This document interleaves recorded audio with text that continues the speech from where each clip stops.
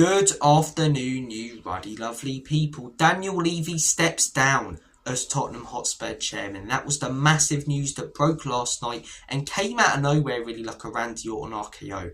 But I wanted to come on here the day after, now that I've had a little bit of time to digest it, to take it all in and discuss a few things with you guys. I wanted to look at the positives and negatives of Levy's tenure and weigh up whether he did a good or bad job at the football club. And then I want to delve into the future. Who's the next chairman going to be? Are the Lewis family and Enoch going to stay in full control? And are we open to some investment from outside over the next few years? Lots of interesting stuff to sink our teeth into. So I expect this video is going to be a little bit longer than most. I'd recommend you strapping yourselves in, grabbing yourselves a snack and a drink. And dear viewer, let's get cracking with this knacking. It's quite surreal to actually be talking about this because I have probably spoke more about mini-me over the last few years on this channel than I have most players and managers and people at this football club. So to actually see the news that he's gone, it's incredible because since I started supporting Spurs, which was since I was an hour old, this guy has been involved heavily in everything, both positive and negative, that's happened at Tottenham. And that's why I think we've got to look at the positives and negatives. Anyone saying there isn't any positives, I think you can't look at things objective and you simply have an agenda. Personally, I'll delve into whether I think the negatives outweigh the positives in a little bit, but there are positives. You can't say there aren't. Daniel Levy has done a lot of fantastic and incredible things for this football club. The first, the financial growth of the football club. Look at where we were when Daniel Levy took us over. We were a mid-table, rubbish team, not really achieving anything, just about financially staying on our feet. You know, Sir Alan Sugar saved us from folding, really, but hardly grew the club financially. Daniel Levy and Enoch have turned us into a £4 billion football club. We are in the top 10 most expensive football clubs in the world. Little old Tottenham Hotspur, who were mid-table in the 90s, we are one of the most expensive clubs in the world. We are now a financial machine, and a lot of that is down to Daniel Levy and Enoch. The stadium, the training ground, the facilities at Tottenham are second to none in England, and that is down to Daniel Levy and Enoch. We have the best stadium by a country mile in this country, one of the best in the world. The only one I can think of right now that gets in above it is the Bernabeu. I hear people saying Anfield, Old Trafford. If you take away sentimentality and bias, you have to admit objectively that our stadium is the best. Everything about it is absolutely incredible. The South Stand, which has 17,000 in there. The engineering for sound in the stadium. You know, the simple things. Brown soap in the bathroom. Beer that fills up from the bottom. Everything is top class. It is top notch. And Daniel Levy is to thank for that. Consistent European football.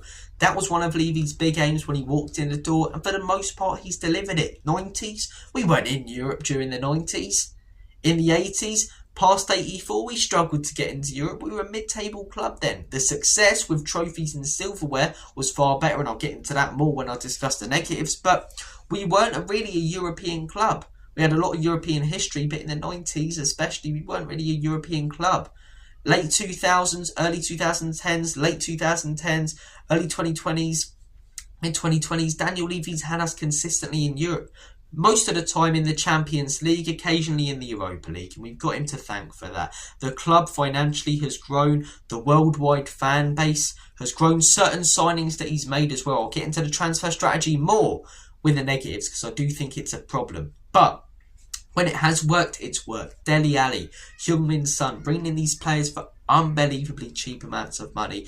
And look at the superstars they become. That, you know, not so much with Dele Alli, obviously, flopping a little bit. Sad to see the news about him the other day. But with people like Heung-Min Son, you know, incredible. So Daniel Levy has done a lot of great things at this football club. But he has also done a lot of bad things. The lack of success, for me, is the big thing. For a club like ours, with our history that goes back to the 1800s, for me, success is measured on silverware. It is measured on how many trophies you win. Even in the 90s, when we weren't getting in Europe consistently. We won 2 trophies. 80s, FA Cup, European trophy. 70s, poor periods for Spurs. We got relegated in the 70s. We won 3 trophies in the first 3 years of the 70s. We've had a lot of success as a football club before Daniel Levy and ENIC. But in their 25 years in charge and Daniel Levy's 25 years as chairman of the football club, we've won 2 trophies. I'm sorry, but that is simply unacceptable. It is not good enough for a club of our size to be winning 2 trophies. He's one of the big reasons we get bantered constantly about winning nothing, bottling them. We just won the Europa League, thankfully, but do I think that was because of Levy? No, I think it was in spite of him. The team finished 17th. A lot of that was down to the mismanagement from Ange Postecoglou, but he was a man that Daniel Levy appointed, which leads me nicely onto my next point, the letting down of managers. A lot of managers he's appointed, in my opinion, he got wrong. They could have been backed and they wouldn't have done a great job. Ange is one of them, right? He won us the trophy, but I don't think he ever would have, got us into the top 4 consistently or got us winning Champions Leagues or Premier Leagues, even if he was given hundreds and hundreds and hundreds of thousands of pounds. Hundreds and hundreds and hundreds of millions of pounds. That's what football finance is right now. But it leads me on to my next point, managers. 13 permanent managers sacked. It's felt like the last few years, every 2 years a manager is sacked. And I've personally become sick and tired of it. I'd rather we just stick with someone. Manager after manager let down. Obviously a few, for example, Nuno didn't do good, right? AVB, even if he was given the backing, didn't do good. You're looking at a lot of the managers that we have had, they didn't do a great job. But a lot of them have been hugely let down. Maurizio Pochettino. Yes, we were building that incredible stadium, but we went a whole summer without spending money when we were trying to compete for the title. Little bit of investment in that summer. We'd be talking about a Premier League win under Pochettino. We had the right manager there, and we backed him at the beginning. We gave him some brilliant young players to work with, but then he needed the big backing to get us over the line in the Champions Leagues and Premier Leagues, and he didn't get it. And that is down to Daniel Levy and ENIC. He should have been backed with the right amount of money, and he wasn't. We just needed 1, 2, 3 extra players in 2017, 18 and 19. And if we got that, I reckon we would have won a trophy. But we didn't. And that leads me on to my next point. The lack of proper investment. The lack of a good wage structure, right? The wage structure is almost as if we're a Brighton, we're a Brentford. We're trying to play Moneyball. We're trying to bring in players on as little money as possible. And if you're really scrimping, I get it, but we're not. We're a £4 billion business, a £4 billion pound football club. And that's why you're looking at that positive of Daniel Levy growing us financially, but you're also looking at the amount of money that we now have because of him. And then you're hearing him say stuff and come out in interviews and say things such as all of that money gets invested back into the football club. The club's worth $4 billion. And most summers, our net spend is below 100 million under Daniel Levy.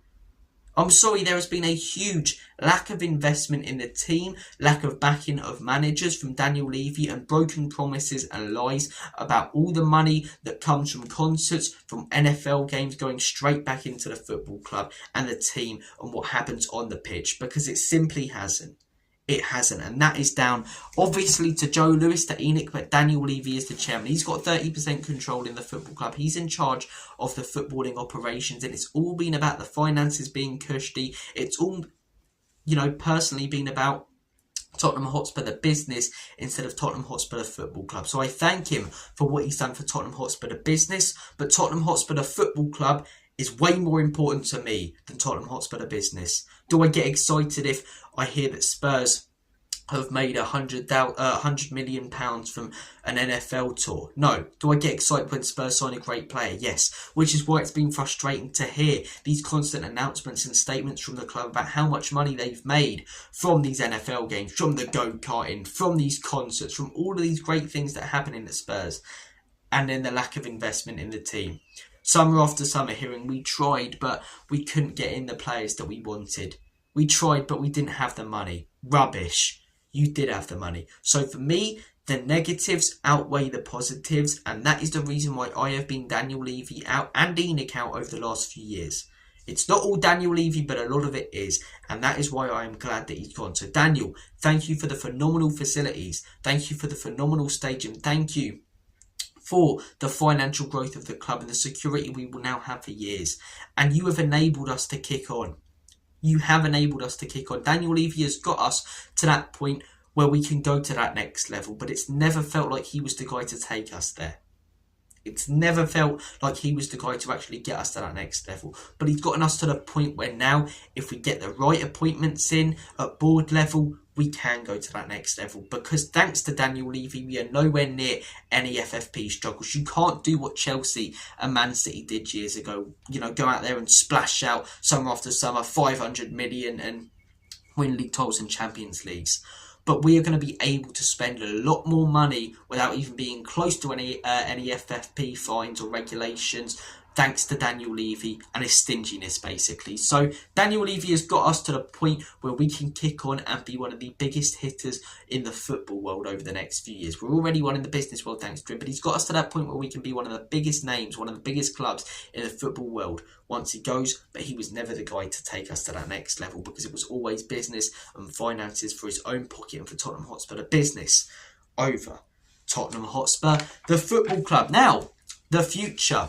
Wanted to discuss a couple of pieces. First, from Alistair Gold. This was last night. Levy's exit is believed to be the final piece of the jigsaw of plans from the club's owners to push the club onto bigger things with a fresh approach and more silverware. The Lewis family currently has no plans to sell, and that is why they have been pushing through plans to alter the structure at Tottenham to become a more traditional modern one with a CEO, Vinay. While Levy was seen by many as part owner running the club, the new direction is more one of the owners looking to back it rather than run it. Levy, at times, we know, has been far too hands-on at this football club. So this is very refreshing to hear. Would I rather Enoch go and someone else come in completely? Yes. But it does feel like things are changing at Spurs. You look at the spending this summer, the type of player we're going for. We're not trying to spend 5-10 million on a youngster that we can grow and only put on 20-30 grand a week, maybe a little bit more. No, we brought in Javi Simmons, immediately goes on big wages, immediately gets a big amount of money spent on him. Mohamed Kudus, 50-60 million. Simmons, 50-60 million. Paulinho, experienced players. We've not been going for young players that we can bring in on small wages this summer and grow. We've been going for players who are experienced and ready to join the football club, right? Even the ones that we've missed out on, for example, Eze and Savinho. And for me, this summer has been very, very refreshing to see. And I thought most of the summer, maybe Daniel Levy has changed his approach a little bit. By the looks of it, it doesn't have a lot to do with Levy, if you believe Sammy Mockbell, which leads me nicely on to my next piece. Sammy Mockbell came out last night with this. This is very, very interesting. While Spurs' official announcement said Daniel Levy has stepped down, the decision was actually taken out of his hands. The ownership agreed for him to leave his position amid a belief that change would lead to a greater sporting success. The Lewis family are aware of some of the supporter discontent. So for all those people who said protests don't have any effect, they didn't cause this, but they might have had a little bit of an effect, maybe 5-10%. The Lewis family are aware of some of the supporter discontent that has engulfed the club in recent years. Joe Lewis is understood to have had a peripheral role in the decision for Levy to leave his post, with Vivian and Charlie, his daughter and grandson, also playing a part and plan to have greater involvement in the football club in the near future. Levy will remain a shareholder of Enoch, but will cease to have any direct involvement in the football club. So this isn't just stepping down from chairman and going into other roles. No, he's done at Spurs. The Lewises initiated a thorough external review of Tottenham's operations earlier this year, and that followed with a number of concerns from the Tavistock Group. The financial operation of the club was among areas reviewed. The review also resulted in the board changes, including the appointments of Charrington and Vinay. So Charrington is coming in as a non-executive chairman, but we're not going to have an out-and-out chairman because, as said in the piece that Alistair Gold put out, Tottenham are looking for a more traditional and modern way of operating with a CEO. I would prefer Enoch to go all together, but by the looks of it, things are changing at board level. Vinay has come in. The transfer strategy looks to have changed at the football club. We've got a new non-executive chairman, a new operation, new roles created and different roles and roles deleted basically. And it all feels very, very refreshing. And if that is the case from Sammy Mockbell, that Levy was forced to step down, which it kind of feels like it was. You know, I couldn't have seen Levy stepping down on his own accord anytime soon for a long time. I'm quite excited for the future. As I say, ENIC have just as much, if not more, of a part to play in the lack of success of the football club than Levy. Levy's part of ENIC, but he owns 30% of the club, or did himself, or I think it's 27% or something like that, close to 30%. The majority, it's Joe Lewis's club, right? So Joe Lewis and ENIC have to take accountability for the failure over the last 25 years. But Levy was the head of footballing operations, basically. Levy was the chairman. Levy was the guy who would always come out and put out statements. Levy was the guy who would choose whether to invest that money or not that the club have, that the company have in ENIC back into the team. He is no longer here. We've got a new CEO, we've got a new non-executive chairman, we've got a new board structure, new people getting involved, Vivian, Charlie. It will be very, very interesting to see how the club operate. It could get worse, but it could get better. And the reason I've been saying Levy out for many years is because I'm willing to take that risk of things getting worse if they get better. I don't want to be in a stable position financially but unsuccessful position on the pitch. I believe now we as a football club are ready to kick on. Everything about it, Levy has done a great job in getting us to that level, as I said, where we're ready to kick on. Hopefully these board level changes can help us kick on. Hopefully we see more transfer windows where we're 60, 70, 80, 90 million trying to spend that amount of money on single players, not looking for bargains every few days. Hopefully things start to change at Tottenham, and if they do, very exciting times ahead. It's very non-exciting times and scary times if you're an opposition fan. And Tottenham Hotspur as well, we heard earlier this summer that we had some outside investment potentially from the Middle East, some from Korea as well.